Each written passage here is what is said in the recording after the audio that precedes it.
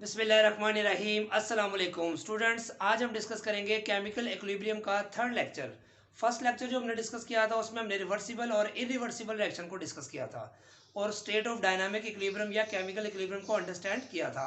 और second lecture में हमने most important long question discuss किया था, लॉ ऑफ मास एक्शन, जिसमें हमने जो है वो ये केसी एक्सप्रेशन पे ड्राइव किया था। और केसी एक्सप्रेशन हमने कैसे लिखते थे ये मैंने बताया था।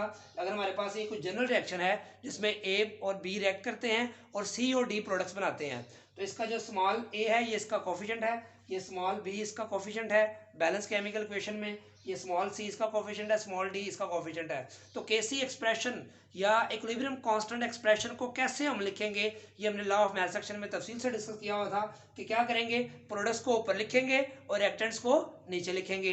प्रोडक्ट्स यहाँ पे क्या है, सी ओ डी प्रोडक्ट्स में लिख दिया, ठीक है। और उसकी पावर क्या लिखेंगे, जो कोफिशिएंट होगा वही इसकी पावर या एक्सपोनेंट बन जाएगा। इसका कोफिशिएंट डी है तो इसकी पावर क्या बन गई, डी स्मॉल डी।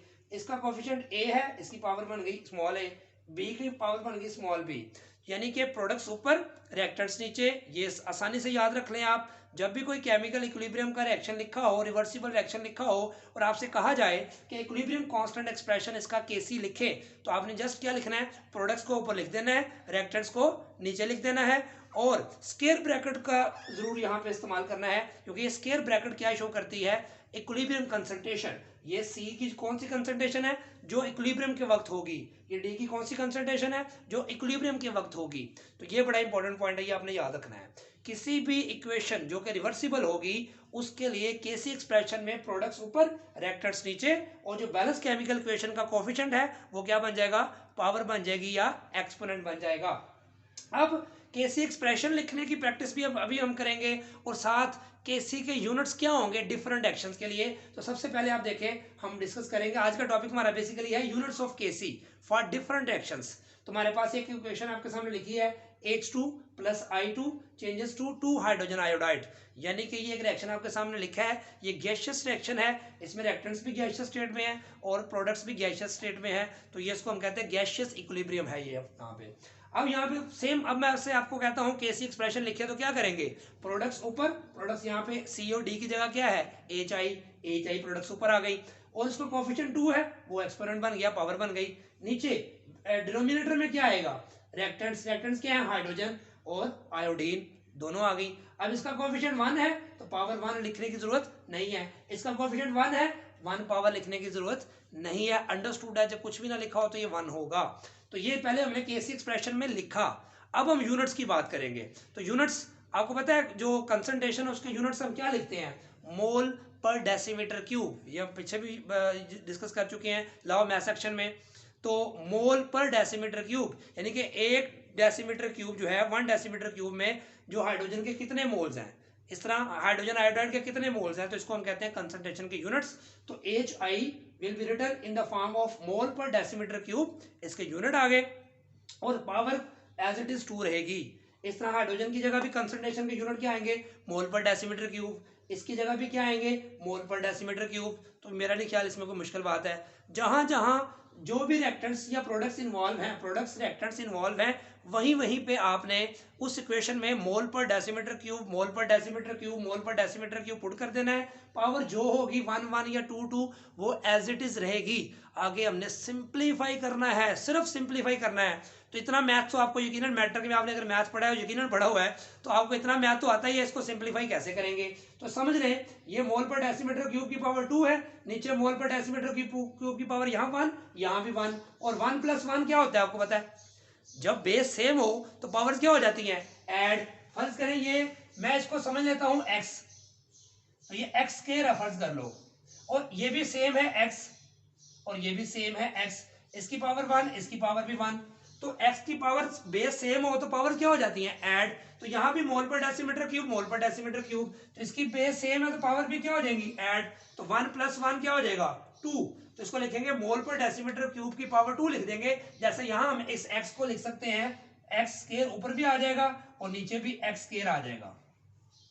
तो x स्क्वायर नीचे भी, x स्क्वायर ऊपर भी, तो x स्क्वायर से कट जाएगा, तो आंसर 1 आएगा। सेम यहां पे भी क्या होगा, मोल पर डेसीमीटर क्यूब की पावर 1, मोल पर डेसीमीटर क्यूब की पावर 1, तो दोनों पावर को जमा करेंगे तो ये मोल पर डेसीमीटर क्यूब का स्क्वायर हो जाएगा। तो मोल पर डेसीमीटर क्यूब का स्क्वायर ऊपर भी है नीचे भी है, तो ये क्या हो जाएगा, जैसे X square over X square आ जाएगा। सिंपल मैथ है, तो ये कैंसिल हो जाएंगे, तो यहाँ कोई भी यूनिट नहीं बचेगा।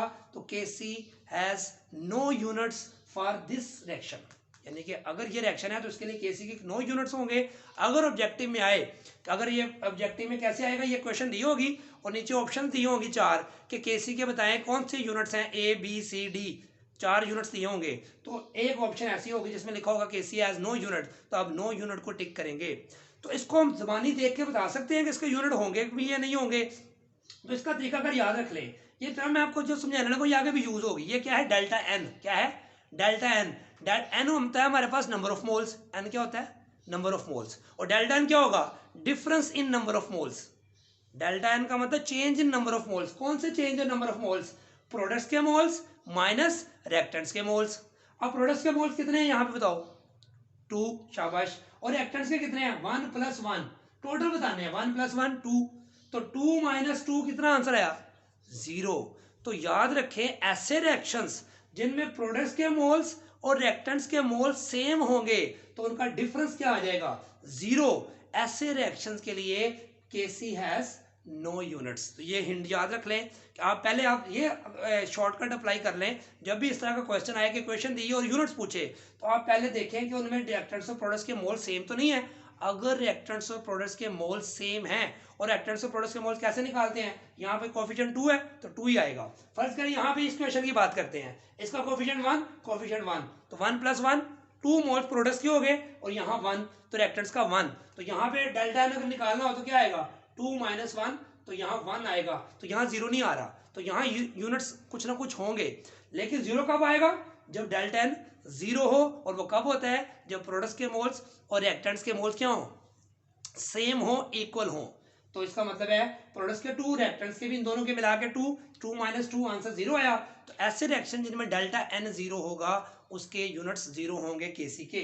एक और एग्जांपल इसके साथ है, ये आपने खुद प्रैक्टिस करनी है। देखें ये एसिटिक एसिड होता है CH3COOH, और ये C2H5OH अल्कोहल है। जब एसिटिक एसिड इथाइल अल्कोहल से रिएक्ट करता है तो क्या बनता है, water plus ethyl acetate, water plus ethyl acetate. यहाँ से ये जो OH है इस H से मिल जाता है, तो OH और H क्या बन जाएगा, वाटर, और बाकी सब बचेगा OC2H5, वो इस O से कनेक्ट हो जाएगा। तो ये आपने फिलहाल इस तरह याद रखना है, इसको बोलते हैं इथाइल एसीटेट। तो ठीक है, ये लिक्विड इक्विलिब्रियम है, ये गैसियस इक्विलिब्रियम था क्योंकि सारे लिक्विड फॉर्म है यहाँ पे, और ये एसिड की मौजूदगी में होता है। एसिड यहाँ पे ऐसे कैटलिस्ट के तौर पे एक्ट करता है। सॉरी, अब क्या करना है, इसका भी अब इधर मैंने सारी खाली स्क्वायर ब्रैकेट्स लिखी हैं, आप इसको सॉल्व करेंगे, यकीनन करेंगे। क्या करना है, वाटर इधर आ जाएगा और ये एथाइल एसीटेट इधर आ जाएगा, दोनों प्रोडक्ट्स ऊपर आ जाएंगे। मैंने लिखी नहीं, आप अंडरस्टूड आप लिख लेंगे। और रिएक्टेंट्स नीचे क्या आएंगे, एसिटिक एसिड यहाँ आ जाएगा, इथाइल अल्कोहल यहाँ आ जाएगा। अब क्या करना है, शाबाश बताएं, इनके यूनिट्स पुट करने हैं। क्या करने हैं, यूनिट्स। तो इधर क्या आएगा, समझ नहीं लिखा हुआ है वाटर, तो वाटर के यूनिट फिर क्या आएंगे, मोल पर डेसीमीटर क्यूब। इधर भी क्या आएगा, मोल पर डेसीमीटर क्यूब, मोल पर डेसीमीटर क्यूब, मोल पर डेसीमीटर क्यूब। तो ये मोल पर डेसीमीटर क्यूब इससे कट जाएगा, ये इससे कट जाएगा। तो यकीनन जिस तरह ये दोनों कट गए थे, कैंसिल हो गए, तो यहाँ भी कैंसिल हो गए, तो आंसर क्या आएगा, नो यूनिट्स। तो इसको डायरेक्ट बता सकते थे आप आंसर कैसे, प्रोडक्ट्स के मोल देखो, 1 + 1 2, 1 + 1 2, तो प्रोडक्ट्स के मोल्स भी 2 हैं और रिएक्टेंट्स के मोल्स भी 2 हैं, तो 2 - 2 आंसर क्या आया, 0। तो इसका मतलब है केसी हैज नो यूनिट्स। इसकी आप प्रैक्टिस करेंगे, बुक की एग्जांपल दी हुई है। अब हम थर्ड एग्जांपल की बात करते हैं कि ये PCl5 है, ये गैसियस फॉर्म में है, और ये जब डिसोसिएट होता है तो बनाता है PCl3 + Cl2। तो यहाँ मैं आपको बता चुका हूँ कि इनमें प्रोडक्ट्स के मोल्स कैसे निकालेंगे, 1 + 1 2, रिएक्टेंट्स के 1, 2 - 1 1। तो इसमें डिफरेंस 1 आ रहा है, इसका मतलब है इस केस में यूनिट्स कैंसिल नहीं होंगे, इसमें यूनिट्स कैंसिल नहीं होते, और यहाँ कोई ना कोई यूनिट जरूर आएंगे। अगर ये डेल्टा एन 0 होता तो हम कहते हैं कि इसके यूनिट्स 0 होंगे, कि यानी कि नो यूनिट्स आएगा इसका। अब इसकी तरीकाकार वही है, पहले लॉ मैथ सेक्शन अप्लाई करें, प्रोडक्ट्स ऊपर रिएक्टेंट्स नीचे, PCl3 आ गया, Cl2 प्रोडक्ट्स ऊपर आ गई, रिएक्टेंट्स नीचे आ गया। अब आसानी से आप कर सकते हैं।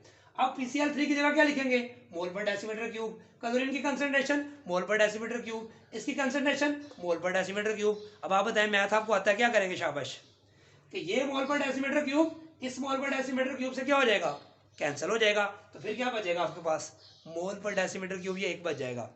तो देखें ये दोनों कैंसिल हो गए। फर्ज करें मैं यहाँ पे इसको कैंसिल करता हूँ, ये इससे कैंसिल हो गया, ये बच गया मोल पर डेसीमीटर क्यूब। इसको ऐसे भी लिख सकते हैं कंसंट्रेशन की पावर 1। ये ऑब्जेक्टिव में ऐसे भी पूछ लेता है, बच्चा परेशान हो जाता है मैंने तो मोल पर डेसीमीटर क्यूब निकाले हैं। तो मोल पर डेसीमीटर क्यूब का किसका यूनिट है? कंसंट्रेशन का। तो कंसंट्रेशन की पावर 1 या सिंपल कंसंट्रेशन के जो यूनिट हैं वो ही केसी के यूनिट होंगे इस रिएक्शन के लिए। ये बात आपने याद रखनी है। पेपर में ये क्वेश्चन देगा आपको, ये क्वेश्चन लिखी होगी, नीचे 4 ऑप्शन दी होगी, बताएं कि कौन से यूनिट हैं जो केसी के।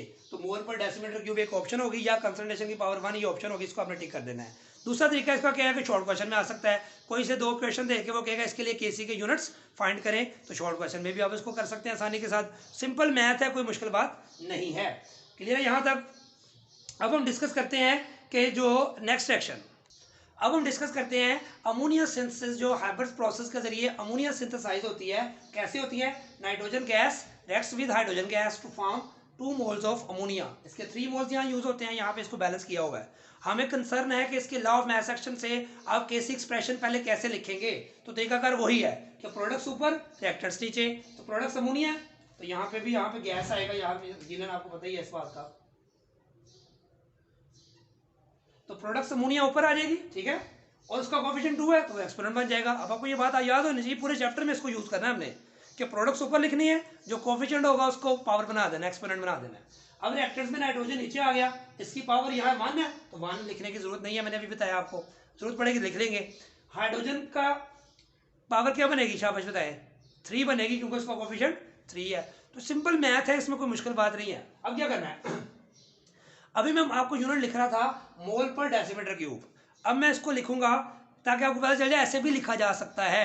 अब ये डेसीमीटर क्यूब को मैं ऊपर ले जाऊं तो पावर क्या हो जाएगी, माइनस हो जाएगी। तो मोल इंटू डेसीमीटर की पावर -3 लिख देंगे, पर नहीं बोलूंगा मैं, मोल इंटू डेसीमीटर क्यूब की जगह माइनस क्यूब होगा, तो ये आपके पास डीएम -3 बोलेंगे। अब देखो इसकी जगह मैं कंसंट्रेशन की मोल पर डेसीमीटर क्यूब लिख दें या मोल इंटू डेसीमीटर की -3 लिख दें, कोई फर्क नहीं पड़ता इससे, ये भी आपको प्रैक्टिस हो जाएगी। तो देखिए मोल डेसीमीटर क्यूब पर, बोलने में आप वैसे भी बोल सकते हैं मोल पर डेसीमीटर क्यूब, अंडरस्टूड है, इसको ऐसे बोला जा सकता है, mole per decimetre cube power 2 as it is. Nitrogen की जगह मोल पर डेसीमीटर क्यूब, इसकी जगह भी मोल पर डेसीमीटर क्यूब की पावर 3 आ गई। तो जैसे अभी मैंने आपको समझाया था, जब बेस सेम हो तो पावर क्या हो जाती हैं, ऐड हो जाती हैं। जब मैंने ये साइड पर समझाया होगा, देखें इसको समझ ले x, इसको भी समझ ले x, तो इसकी पावर 3 है। तो आपने मैट्रिक में मैथ पढ़ा हुआ है, x बेस सेम है तो पावर क्या हो जाएगी, 3 + 1 4, ऐसी पावर 4, ऊपर x की एज इट इज है।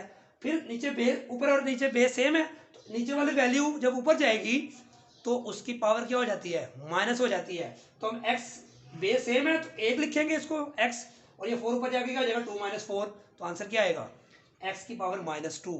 जैसे आपने ये मैथ किया है, समझ लो ये सारा सेम है, सिर्फ आपने मोल पर डेसीमीटर क्यूब की जगह x समझ ले तो सारा सवाल आपका, क्वेश्चन आपका सॉल्व हो जाएगा। अब देखें सेम उस तरह मैंने यहाँ पे किया है, इसको एज इट इज रहने दिया, इसकी पावर 1 और इसकी पावर 3, 3 + 1 क्या हो जाएगा 4 कर दिया, क्योंकि बेस सेम थी, पावर जमा हो गई। कोई और चीज़ तो है नहीं, मोल पर डेसीमीटर क्यूब भी है, जैसे x, इसको सिंप्लीफाई करना में मेरा नहीं ख्याल कोई मुश्किल बात है। अगर मैं ये लिख दूँ y², नीचे लिख दूँ y³ तो सेम आंसर आएगा। तो वैल्यू जो वेरिएबल है या x है, कोई चीज़ बदलती जाए तो मैथ का जो प्रोसीजर है, जो आपने मैट्रिक में सीखा हुआ है, वो तो नहीं चेंज होगा, वो तो वही रहेगा कि पावर से अगर बेस सेम है तो पावर जमा हो जाएगी, नीचे से ऊपर लेके आएंगे तो पावर में से माइनस हो जाएगी। ठीक है, तो ये तो आपको पहले से पता है। तो ये 2 + 4 आ गया, जैसे यहाँ पे 4 आया था, ये वाला 3 1 + 4, फिर ये 4 ऊपर जाकर माइनस हो जाएगा, जैसे ये ऊपर जाकर माइनस हुआ तो 4 ऊपर जाकर माइनस होगा, तो ये खत्म, फिर ये नहीं लिखेंगे, मोल पर डेसीमीटर क्यूब 2 पावर -4 आ जाएगा। 2 में से -4 किया था तो क्या है ऐसा, -2, तो ये -2 आ जाएगा। अभी एक दफ़ा लिखेंगे, जैसे यहाँ पे हमने x को एक दफ़ा लिखा था, इतना तो आपको पता होना चाहिए, इसमें कोई मुश्किल मैथ नहीं है। अब आगे इसको सिंप्लीफाई आप कर सकते हैं कि इस मोल पर डेसीमीटर क्यूब की पावर जो -2 है, इसको आप लिख सकते हैं कंसंट्रेशन की पावर -2। इस तरह में कई दफ़ा पेपर में पूछ लेता है वो, कि ये क्वेश्चन लिखी होगी, वो पूछेगा केसी के इसके लिए यूनिट क्या होंगे, नीचे एक ऑप्शन में ऐसे लिखा होगा फर्ज करें, और बी ऑप्शन में ऐसे भी लिखा हो सकता है, तो सी ऑप्शन ये भी हो सकती है बोथ ए एंड बी, या डी ऑप्शन होगी फिर साथ नन ऑफ दीज, तो बोथ ए एंड बी को टिक करेंगे। क्लियर है, या ये दिया ही ना हो, ये वाला दिया हो कंसंट्रेशन की पावर -2, कंसंट्रेशन की पावर -1, कंसंट्रेशन की पावर 1 और ऑल ऑफ दीज या नन ऑफ दीज, तो फिर आप कंसंट्रेशन की पावर -2 को टिक करेंगे, ये बात आपने याद रखनी है। तो क्या इसका होगा, मोल पर डेसीमीटर क्यूब की पावर -2 है, तो -2 को जब इससे ऑपरेट करेंगे तो मोल की पावर -2 हो जाएगी, तो डेसीमीटर क्यूब -3 है, तो -3 × 2 क्या हो जाएगा, -6, माइनस क्या हो जाएगा, +3 × 6। पता है कि नहीं, इसका स्केयर नहीं ले लेना, पावर्स का जो है मल्टीप्लाई होती है, याद रखें। अगर सिंपल नंबर हो ना 3 का स्केयर होता तो वो 3 × 3 9 करना था आपने, लेकिन पावर्स आपस में क्या होती हैं, याद रखें, मल्टीप्लाई। तो 3 × 2 6, माइनस माइनस प्लस, तो इसके यूनिट ये भी याद रखने हैं, ये भी याद रखने हैं। मोल की पावर -2, डेसीमीटर की पावर +6। तो ये हमने जो है मोस्ट इंपॉर्टेंट टॉपिक डिस्कस किया, यूनिट्स ऑफ केसी। इसका मैंने अलग लेक्चर इसलिए बनाया है ताकि जो है आप इसकी इंपॉर्टेंस को समझें, ऑब्जेक्टिव पॉइंट ऑफ व्यू से, एंटी टेस्ट में, एमसीक्यूज में, short question point of view से। और इसके अलग लेक्चर बनाने की ये वजह है कि इसकी आप प्रैक्टिस सही से कर सकें, ताकि इसकी इंपॉर्टेंस को समझे कि लॉ मैथ सेक्शन अलग टॉपिक है, ये इसकी प्रैक्टिस आप अलग से करें, क्योंकि पूरे चैप्टर में हमने ये केसी एक्सप्रेशन को डिस्कस करना है कि प्रोडक्ट्स ऊपर लिखें, रिएक्टर्स नीचे लिखें। ये सब हम बार बार यूज करेंगे, यूनिट्स हम बार बार यूज नहीं करेंगे, लेकिन ये जो पोर्शन है कि प्रोडक्ट्स को ऊपर लिखना, रिएक्टर्स को नीचे लिखना, वो बार बार हम यूज करते हैं। तो इसकी आपने प्रैक्टिस करनी है। दुआ में याद रखें। अल्लाह हाफिज।